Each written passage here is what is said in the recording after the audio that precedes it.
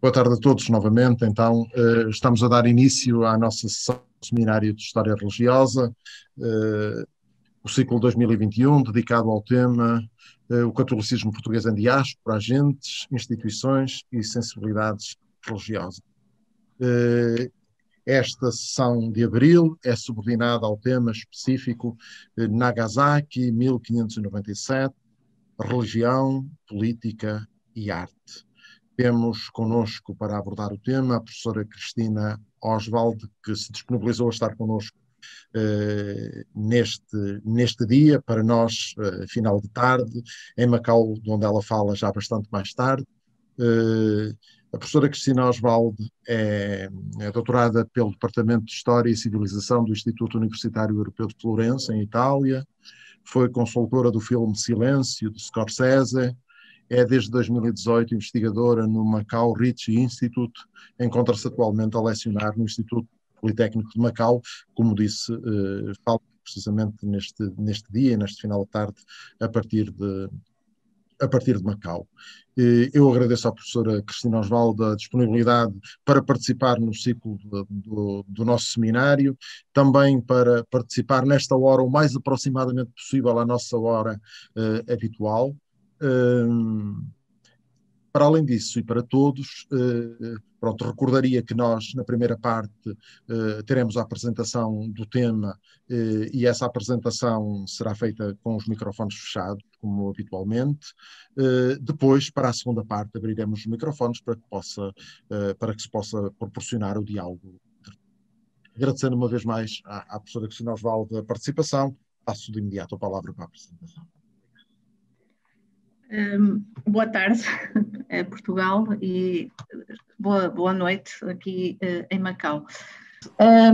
Estava a dizer que, antes de mais, queria agradecer ao professor Adélia, queria agradecer ao professor Luís Amaral e também uma palavra de agradecimento muito especial ao professor Luís Leal, até por esta questão técnica que nós temos estado a trabalhar já há algum tempo. Portanto, antes desta própria sessão. Portanto, irei falar então um pouco sobre Nagasaki, 1597, que de facto foi o início dos episódios coletivos de martírio no Japão. Ou seja, portanto, antes de Nagasaki, em 1597, já tinha havido alguns, nomeadamente alguns missionários que foram mortos no Japão, mas enquanto episódios coletivos, de facto, foi este o primeiro. E este episódio portanto, é extremamente importante porque, de facto, marcou o início de uma série de episódios de tortura e de martírio que afetaram missionários e afetaram, sobretudo, os cristãos do Japão, os famosos Kirishitan, e depois se tornaram Kakure Kirishitan, exatamente por causa das perseguições de que foram alvo, e que nesta primeira fase duraram até à década de 1640, portanto até aos anos de 1600, à década de 1640, sendo que em 1639 o Japão foi fechado ao mundo através do chamado Sakoku. Portanto, neste primeiro episódio martírio foram precisamente, eu aqui estou-vos a passar algumas das imagens em que eles aparecem representados, foram precisamente 26 mártires, ou seja, 23 franciscanos, ou membros da ordem da província de São Gregório das Filipinas, portanto, franciscanos descalços, sendo que 6 eram sacerdotes e 17 terciários e ainda 3 membros, portanto, 3 japoneses ligados à Companhia de Jesus. E porquê é que eu estou a dizer, não digo diretamente jesuítas, embora eles depois vão aparecer como jesuítas, porque na realidade, portanto, temos o Paulo Miki, que era escolástico, o Diogo Kizai, que era irmão, e o João Goto, também muito jovem, que era candidato à companhia e que só durante, portanto, já quando no processo de tortura que durou cerca de um mês, depois já iremos falar nisso, foi só neste período que ele, de facto, fez os votos de entrada na companhia. E estes episódios, portanto, este episódio foi muito importante, porque, por um lado, estamos a falar de um período que se caracterizou dentro e fora da Europa exatamente por episódios desta natureza, dentro da Europa, dentro das guerras da religião, fora da Europa, dentro, como sabemos, relacionado com a missão. E este episódio, portanto, foi em 1627, 30 anos depois do mesmo ter acontecido, os 26 mártires do Japão foram beatificados por Urbano VIII e, em 1862, canonizados. As primeiras publicações deste martírio aconteceram na Europa ainda, portanto, no ano de 1598, ou seja, um ano depois, e a primeira foi precisamente uma obra de Francisco Telo, governador e capitão-geral das Filipinas, que foi publicada primeiro em Sevilha e depois, ainda durante o mesmo ano, em Granada, Roma, Bolonha. Depois também outras cidades, como Paris, Munique e Leão. Em Roma, as primeiras publicações são de 1599 e temos uma relação pelo jesuíta Luís Frois, que foi testemunha do próprio acontecimento e que tinha, aliás, uma experiência de mais de cerca de 30 anos do Japão, sendo que esta obra, que se chamava Relazione della gloriosa morte di 26 posti in croce per comandamento dei re di Giappone, etc., foi precisamente a sua última obra, portanto, a sua última obra, porque ele morreu passado pouco tempo. Do mesmo ano, data uma obra pelo franciscano Juan de Santa Maria, Relazione del martirio che sei padri scalzi di San Francesco, sendo que uma versão castelhana da mesma obra foi impressa em 1601. E em relação, aliás, é curioso verificarmos que portanto, quando estamos, portanto, isto foram de facto as primeiras obras foram impressas, depois, como é fácil de entender, não, quer dizer, houve uma intensa publicação de, portanto, textos, mas também a nível de imagem, nomeadamente gravura e também pintura, e também, embora menos, alguma escultura.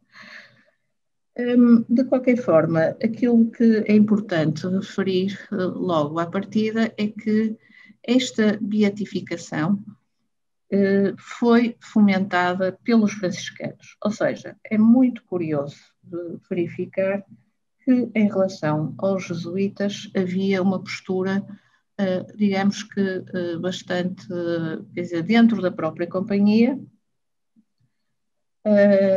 Portanto, esta eventual, depois se tornou real, mas esta eventual canonização ou beatificação, e estamos precisamente num período em que, portanto, em que as normas dos altares, não é, das canonizações estão a sofrer grandes alterações, mas é muito curioso, do meu ponto de vista, pelo menos, referir que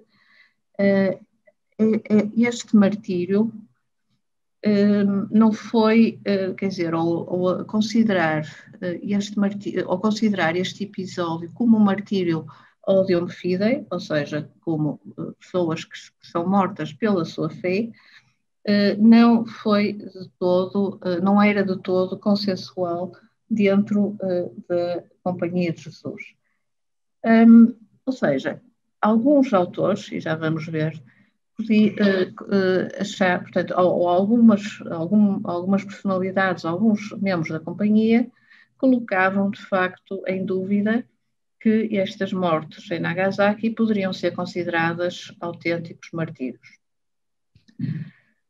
Por um lado, e aqui há várias razões que são apontadas, por um lado, como eu tinha referido logo de início, estes membros da companhia, ou estes 3 homens ligados à companhia, portanto, estamos aqui, não eram, quer dizer, a ligação, digamos que não era, pronto, nenhum deles, por exemplo, era padre professo, ou sequer tinha, portanto, tinha uma ligação muito oficial, digamos, à própria companhia. Por outro lado, e também aquilo que nos vai aparecer na documentação, é que, na perspectiva jesuíta, este episódio era muitas vezes interpretado como uma consequência direta da chegada franciscana ao arquipélago nipónico, não é? Portanto, eu não vou entrar por este tema, porque já o meu colega e amigo Pedro Velasco Correia já falou e, portanto, já explicou toda a situação da entrada, não é? Portanto, primeiro do monopólio jesuíta e depois a entrada das ordens mendicantes, nomeadamente os franciscanos, que é aqueles que neste momento têm mais a ver com este próprio martírio, mas de facto este aspecto levava alguns membros ou alguns autores a pôr em causa se podíamos estar a falar de martírios. Entre eles, nada menos ou nada mais que Dom Luís Cerqueira, que chegou como bispo do Japão, portanto, como chegou em 1598 como bispo do Japão, e que mal chegou, reuniu um sínodo para debater exatamente esta questão se, portanto, desculpem. Portanto, por um lado, em relação aos alegados milagres, que depois já iremos falar mais adiante, estariam relacionados com este episódio, se de facto eram verdadeiros, e onde, por exemplo, o Cerqueira via estes milagres como falsos, uma grande parte, nomeadamente até uma carta que escreveu em 1605 para Roma. E, portanto, ou seja, numa carta, portanto, aquilo que Cerqueira, no fundo, considerou, ou melhor, até acusou, numa carta de 1598, para o governador de Manila, é que os franciscanos teriam provocado este episódio devido à sua falta de contenção e à sua exposição às suspeitas de espionagem após o célebre naufrágio da São Felipe, e que o que, na opinião de Cerqueira, colocaria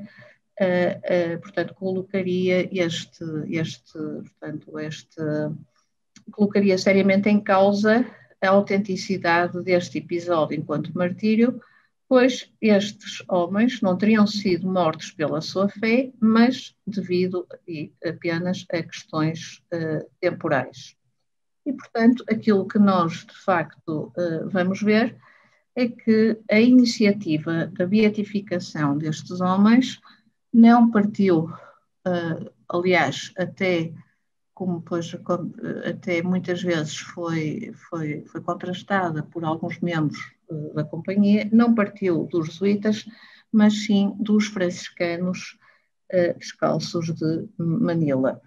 E entre os principais defensores da tese do martírio, Audium Fidei, temos Marcelo de Ribadeneira e Jerónimo de Jesus, e que foram precisamente as duas obras principais, as duas obras de polémica, que serviram de apoio à sua luta portanto, à sua luta contra, naturalmente, os jesuítas.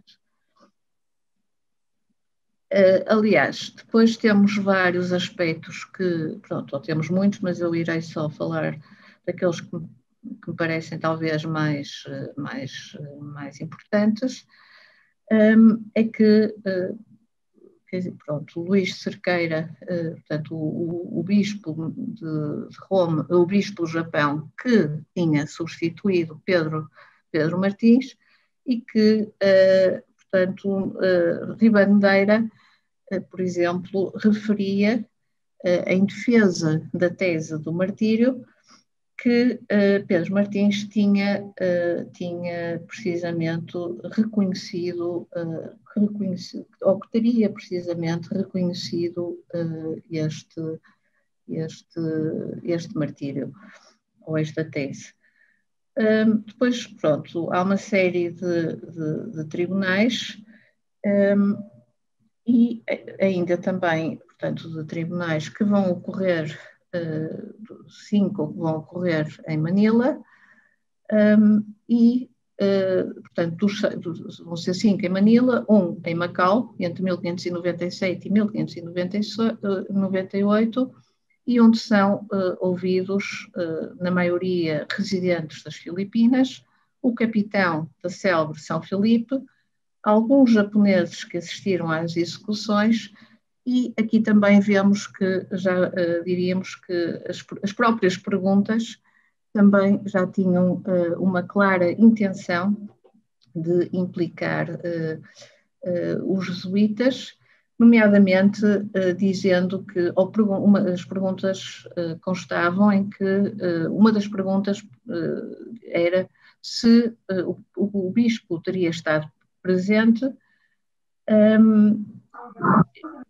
se o bispo e outros jesuítas teriam estado presentes. Também, pronto, depois também neste período vão ser, portanto, ou estes processos que depois serão usados para se conseguir a canonização, acabou por não ser canonização, mas antes de mais beatificação, também falavam de outros jesuítas, nomeadamente o bispo da China, Dom Leonardo de Sá. Em 1598, os franciscanos descalços das Filipinas encarregaram mesmo Ribadeneira de levar os testemunhos compilados em Manila para Roma. Portanto, Ribadeneira, que tinha sido companheiro dos mártires e tinha, no fundo, escapado à mesma sorte, portanto, a esta sorte. E, portanto,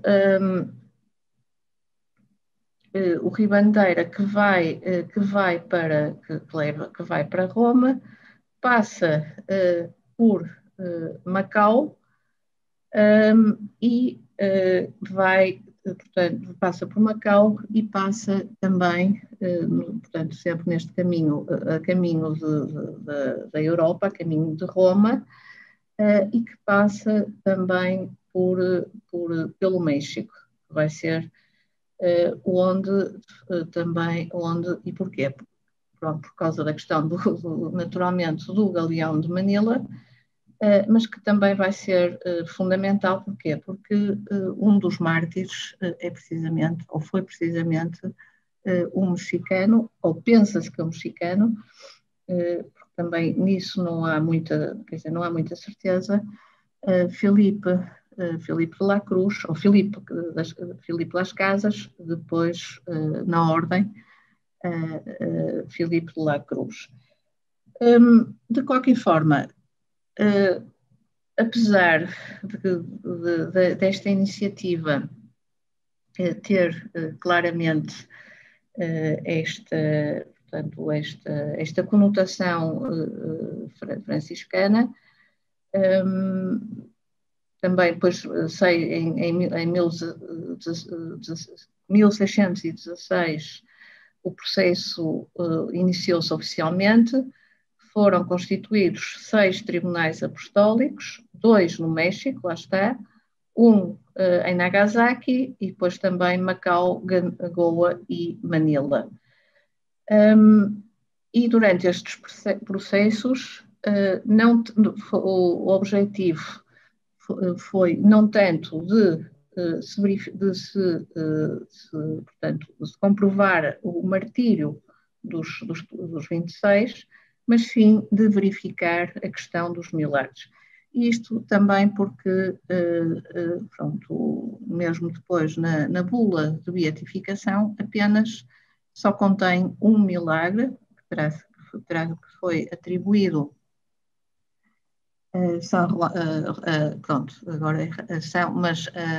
a João Batista, que teria celebrado missa no local onde celebrava antes de morrer, ou antes de ser morto, melhor dizendo, na leprosaria. Ou seja, ele teria saído da cruz e teria celebrado missa, claro, isto com testemunhos vários, que teria o hábito de, à sexta e ao sábado, celebrar missa, na leprosaria. Portanto, estas sessões foram dirigidas diretamente por franciscanos e dominicanos, foram concluídas em 1622 e nesse período a Comissão da Rota, portanto o Vaticano ou da Santa Sé, já concordou com a própria beatificação. Isto não significou que os jesuítas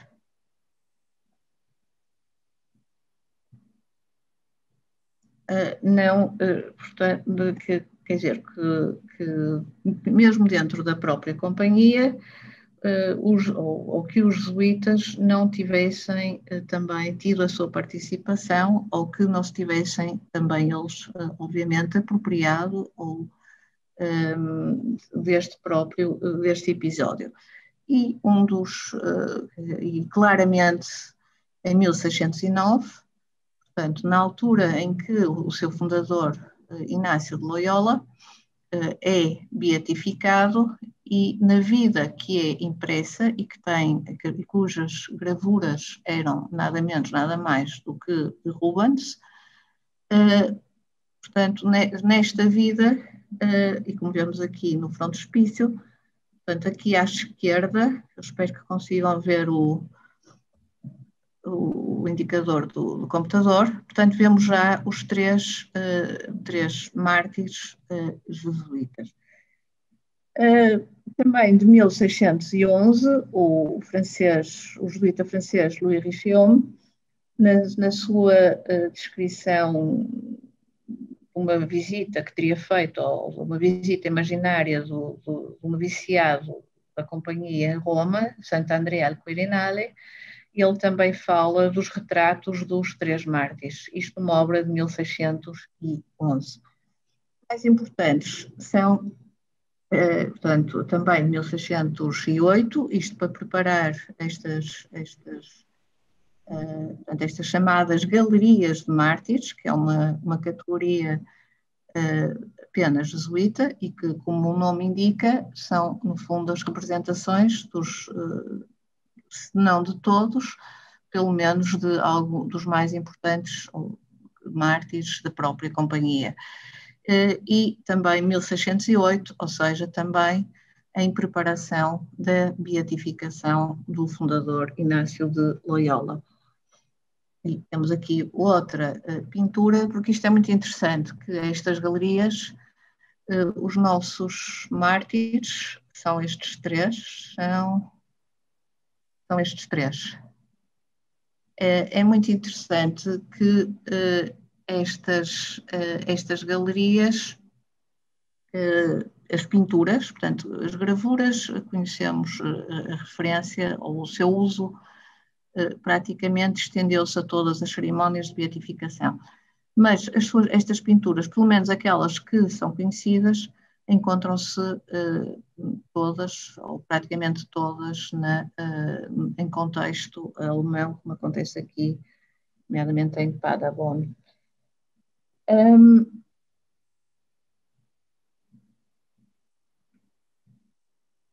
E, de facto, estas rivalidades entre jesuítas e franciscanos, que no fundo é isso que está em causa também em Nagasaki, foi essa uma das principais razões para o próprio episódio e para o despolutar desta série de massacres que caracterizaram a Igreja do Japão nesta primeira fase, mas, portanto, aqui vemos um outro aspecto, portanto, esta rivalidade que se estendeu não só tanto à escrita, mas também à imagem. E nós, por exemplo, esta imagem do Jacques Caillot, um francês, e isto é curioso porque Jacques Caillot, quer dizer, ele era um gravador especializado em temáticas do martírio, ou seja, e que fez numerosas gravuras, tanto para ordens mendicantes, nomeadamente para os franciscanos, como também para os jesuítas. E aquilo que nós vamos ver exatamente é que, por exemplo, na imagem, e esta 1627, porque foi gravada para a beatificação, obviamente, e o que é que vai acontecer? Se contarmos, faltam os mártires jesuítas, não é? E isto é um clássico, em que os franciscanos, por um lado, e também aqui vemos mais uma vez 17 mártires da Benemérita Ordem Seráfica, em estado secular, junto aos 6 religiosos. Não é? Ou seja, que os franciscanos vão representar apenas os membros da sua ordem, e os jesuítas vão também fazer exatamente a mesma, vão ter também a mesma postura, como nós vemos aqui. Aliás, as próprias bulas papais, quer dizer, isto era portanto,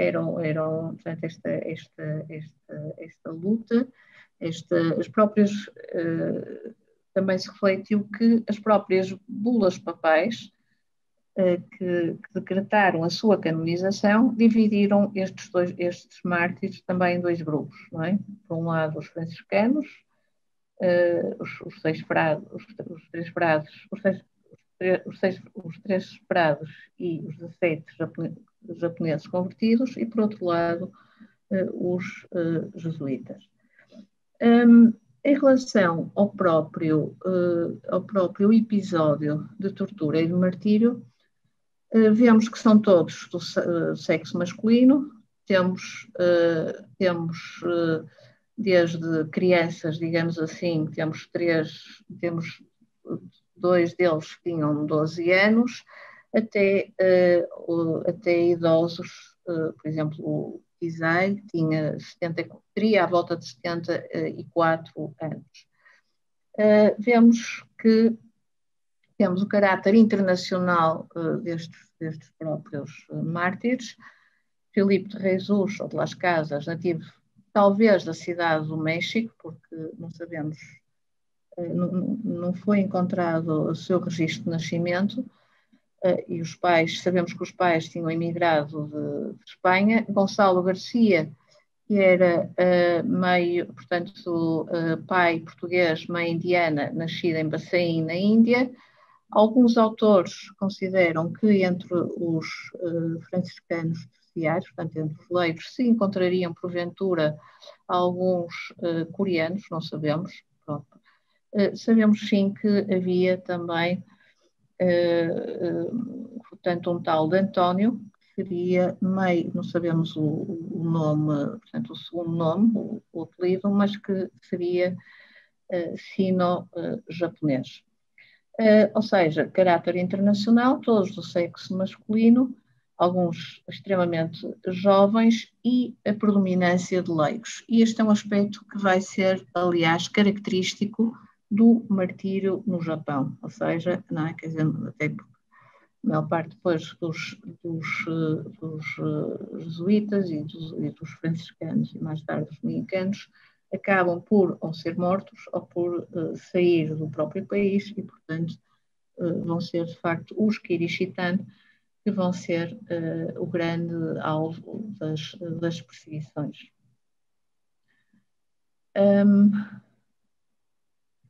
Portanto, aliás, como é costume, quer dizer, todas estas narrativas de santidade e num período e na Idade Moderna, se calhar ainda mais, quer dizer, portanto, tem que ser construída toda uma geografia que vai passar naturalmente por aspectos como a premonição, nomeadamente, sobretudo, os franciscanos, ou ribandeira, que vai falar, por exemplo, de cruzes brancas que vão luminosas no céu. Quer dizer, o período que antecedeu o próprio martírio teria sido, quer dizer, houve vários fenómenos naturais caráter milagroso e que foram, ou que teria havido e que foram interpretados exatamente como premonições, nomeadamente uma chuva cinzenta que se tornava em Miyako, atual Kyoto, então a capital do Japão, uma chuva cinzenta que ao embater na terra se tornava vermelho, vários violentos tremores de terra que teriam derrubado templos budistas. Portanto, tudo isto foi interpretado como fenómenos, ou, por exemplo, também cabelos teriam chegado a cair cabelos em alguns locais, portanto, uma série de fenómenos muito pouco naturais que foram interpretados exatamente como sinais de premonição deste martírio. Um outro aspecto importante e que vai ser focado pela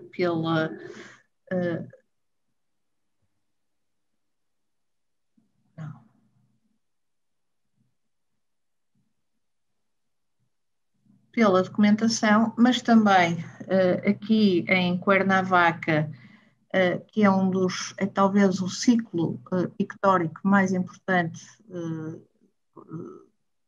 desta representação. Cuernavaca, que fica precisamente no México, não muito longe da cidade do México, e que podem ver à esquerda exatamente a representação do cortejo do carro, sobre o qual os mártires, portanto, os mártires foram levados de vários sítios até chegarem a Nagasaki durante um mês, portanto, foi uma tortura prolongada que vai exatamente ser focada e vai ser naturalmente tratada com muito detalhe por vários destes autores, começando por Freud, portanto, naquela primeira relação de 1599, mas também por Ribandeira, que vai usar palavras como espetáculo. Ou seja, como lemos, sabe-se que estes homens vão ser colocados na prisão.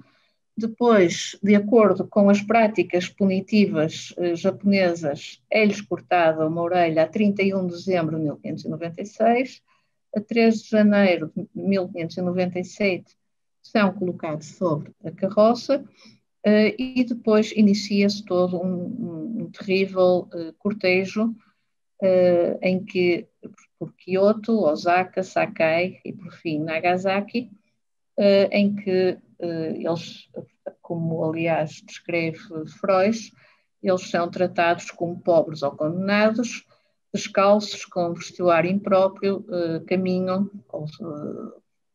sobre a neve, sobre o gelo, são expostos ao frio, e segundo um testemunho recolhido em Macau em junho de 1597, foram mesmo apedrejados, insultados,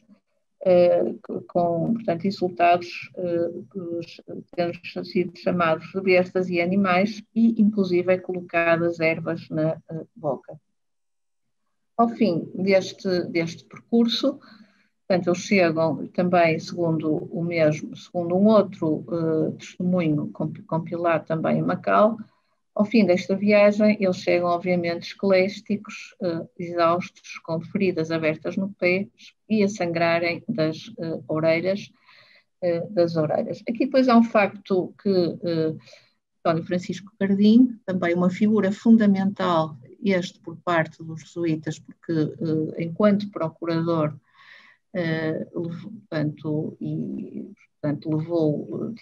enquanto procurador do Japão, em Roma e em Lisboa, foi de facto uma figura fundamental já na segunda metade do século XVII, com várias obras, os fascículos, algumas foram só publicadas muito mais tarde, mas António Francisco Cardim,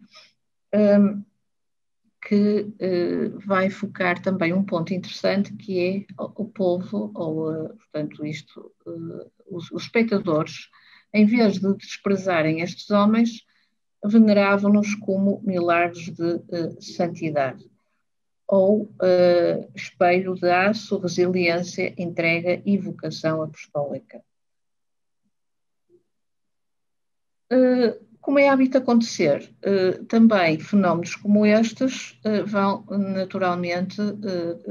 naturalmente fazer surgir novos locais de culto e criação de relíquias. E aquilo que nós sabemos, por exemplo, através de Freud, é que os portugueses pensaram de imediato erguer nesta colina, portanto eles foram depois mortos na colina de Nishisaka, portanto um pouco fora de Nagasaki, uma igreja e chamá-la Santa Maria dos Mártires. Quando da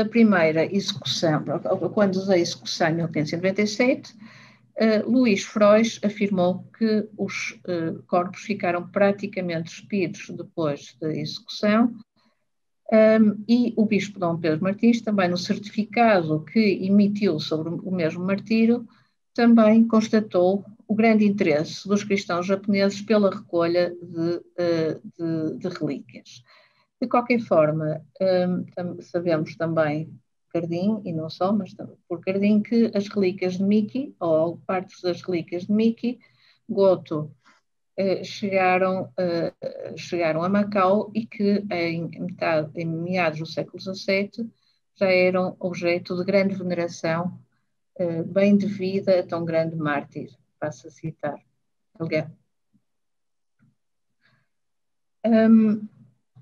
E também aqui é interessante verificar que, portanto, esta rivalidade entre franciscanos e jesuítas, que teve sempre ligada antes, durante e depois a este próprio episódio, também se estendeu às relíquias. Ou seja, por exemplo, Agostinho Rodrigues, da parte franciscana, afirmou que os jesuítas teriam evitado que os frades franciscanos levassem os corpos para as Filipinas, como tinha sido sua intenção. O cronista jesuíta Paulo da Trindade, também bastante mais tarde, portanto já também no século XVII, refutou, porém, tais acusações. Ou seja, Totoyami Hideyoshi, na opinião de Paulo da Trindade, teria autorizado os embaixadores das Filipinas a recolherem os corpos, porém, o que tinha acontecido é que os portugueses, espanhóis e os próprios japoneses, portanto, aqueles que tinham estado, que tinham sido espectadores do episódio, eles próprios já teriam levado a maior parte dos restos mortais. De qualquer forma, apesar disto, uma parte chegou à Espanha, via Manila, nomeadamente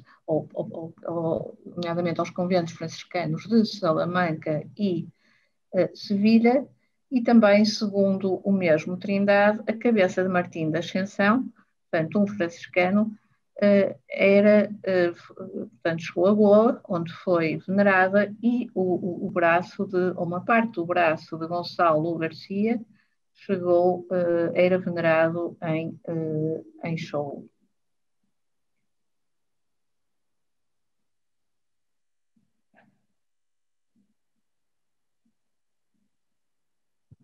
Naturalmente, também, também toda esta geografia à volta destes mártires, também não queria estender muito, depois temos tempo para as perguntas, mas também também levou à criação de vários milagres post-mortem.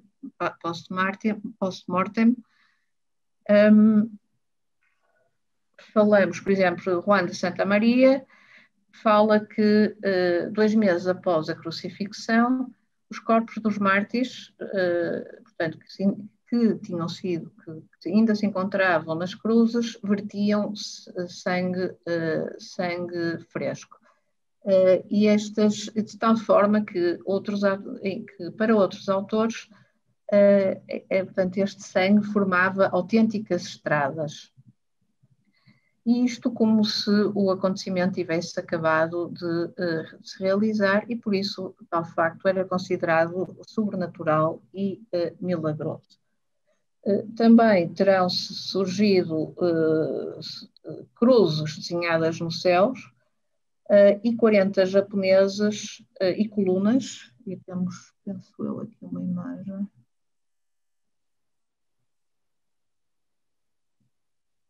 Das colunas. Não, exato. Portanto, que seriam estas colunas que nós vemos aqui em cima.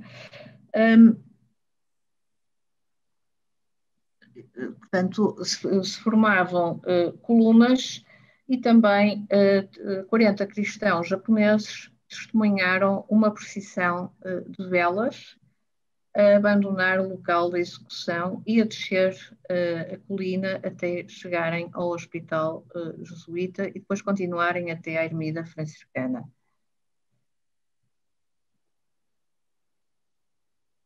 Depois temos o tal milagre, que foi o único milagre que foi considerado como tal, ou seja, Pedro Batista, embaixador do governador das Filipinas, e que aparece, portanto, apareceria a celebrar a missa na capela de Nagasaki após a sua morte. E ainda um outro milagre, que porém não foi considerado, quer dizer, portanto era só um milagre considerado como tal por parte dos franciscanos, ou seja, que Filipe de Jesus teria aparecido à sua mãe no momento em que se encontrava a expirar. Isto segundo o seu hagiógrafo oficial, mais completo, Baltasar de Medina, em 1683.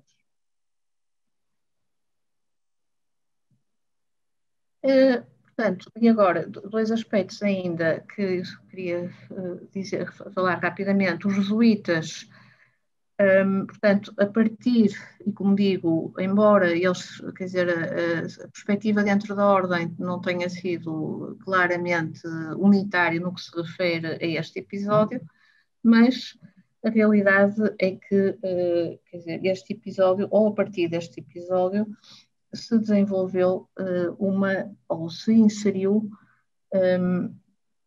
numa, portanto, ou se ligou, ou os jesuítas ligaram este episódio a uma devoção muito própria da companhia, que é a questão da própria cruz.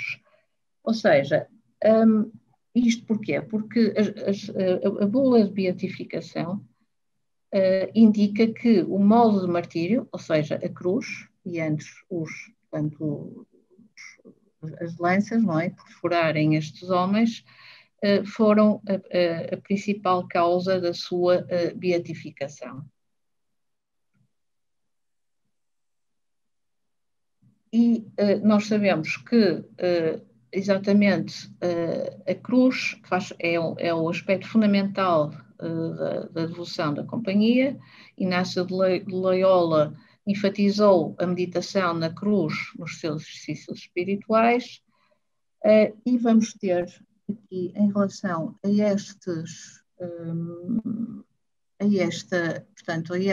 este episódio, vamos ter precisamente nestas gravuras do Bartolomeu Ricci, Triunfos Jesu Christi Crucifixi, portanto, que no fundo é uma apologia da crucifixão, em que a terceira gravura, portanto, a primeira é obviamente a gravura da crucifixão de Cristo, a segunda é esta gravura que nós temos aqui à esquerda de um santo paleocristão, e a terceira é a gravura correspondente a este martírio de 1597. E vai ser precisamente os jesuítas que vão desenvolver uma série de imagens. Aqui vemos mais ou menos, mas vemos as relativas à configuração da própria cruz. Ou seja, consiste em 4 peças de madeira, uma vertical, 2 em cruz à altura das mãos e os pés que se apoiam numa madeira, numa tábua mais pequena. Pronto. Por exemplo, Cardim, no seu elogio e ramalhete, fala que Diogo Kizai era devoto da Paixão de Cristo, Paulo Miki, o primeiro japonês do grupo a ser martirizado, tinha morrido com a idade de Cristo, 33 anos, e faz uma comparação entre os apóstolos. Nomeadamente, fala que não corresponde muito à verdade, mas com uma cruz semelhante a São Pedro, e parece que nesta parte excede a Paulo, dizia ou escreveu Cardim. E também uma outra observação, que no Monte Nagasaki, Cristo outra vez fora crucificado para de novo resgatar aos Japões, se a orelha de pau cortada não fizer a distinção. Portanto, aqui são apenas algumas referências em que, de facto, estes autores fazem uma relação com a crucifixão. E, para terminar, o último ponto, Filipe de Jesus, o primeiro crioulo, santo crioulo, beato e depois santo crioulo da Nova Espanha, o último a chegar, o primeiro a ser crucificado. E isto é interessante, porquê? Porque vamos ver que, mais uma vez, temos aqui a Capela São Filipe de Jesus, na Catedral, na sua configuração atual, na Catedral da Cidade do México, e que foi construída em 1638. Filipe de Jesus é também interessante, porquê? Porque Filipe de Jesus, tal como também ele, não foi uma pessoa, digamos, que unanividade quanto à sua, portanto, quanto ao facto de poder ou não ser considerado mártir e depois, obviamente, beatificado. E porquê? Porque tinha tido uma vida bastante, digamos que bastante complicada, a pouca informação fidedigna que é possível recolher, diz que era que tinha, quer dizer, primeiro não se sabe se de facto ele nasceu no México, o que neste contexto é fundamental, não é? Porque estamos a falar do primeiro santo, primeiro beato e depois santo da Nova Espanha.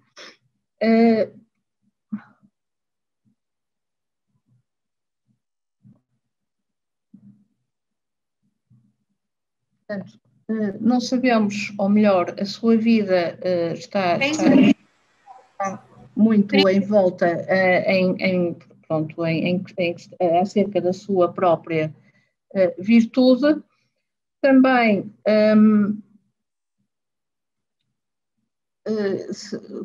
aliás, inclusive,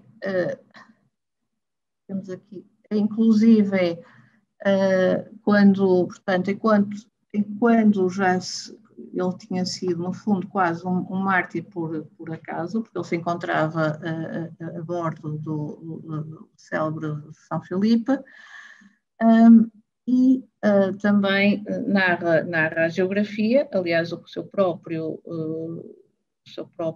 geógrafo principal, Baltasar de Medina, apenas de 1683, que ele teria tentado, inclusive, fugir à própria crucifixão. De qualquer forma, e portanto, todos estes aspectos levaram a que a sua inserção, a sua aceitação enquanto mártir tenha sido de facto difícil, mas, portanto, e só a partir precisamente de 1627 é que, ou 1628, quando a notícia chegou da beatificação coletiva dos 26 mártires, é que, de facto, no México se começou a haver um interesse mais claro pela afirmação deste primeiro santo, ou beato crioulo, como é assim considerado, no contexto da Nova Espanha. Em 1630 foi declarado padroeiro da cidade de México e a partir desse momento, de facto, começou a haver uma aposta maior na sua própria, portanto, na sua, digamos que entre aspas, santificação. Em 1670, as autoridades do México praticamente já não celebravam o santo. Um outro aspecto importante também na difícil afirmação é que aquele ciclo de Cuernavaca que nós tínhamos visto, por exemplo, não salientava o santo local, não é? Portanto, a figura local aparecia representada aparecia, quer dizer, mitigada no meio ou igual a todos os outros 25 membros ou a todos os outros 25 mártires.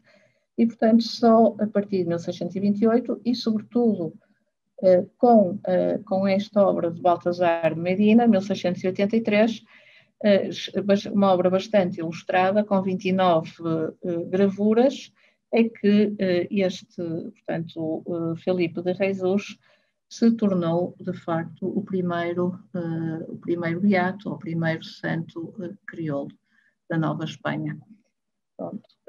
Obrigada, se calhar fico por aqui, porque penso que já falei demais, peço desculpa, e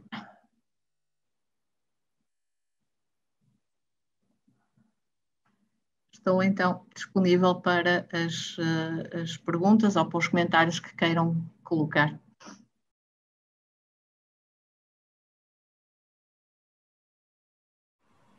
Creio que poderemos então concluir e concluo obviamente, pronto, agradecendo à professora Cristina Osvaldo a intervenção e a disponibilidade também para a fazer neste contexto um pouco tardio, e ao mesmo tempo aproveito para anunciar a próxima sessão do seminário. Peço só desculpa para identificar aqui a data que tenho aqui à mão.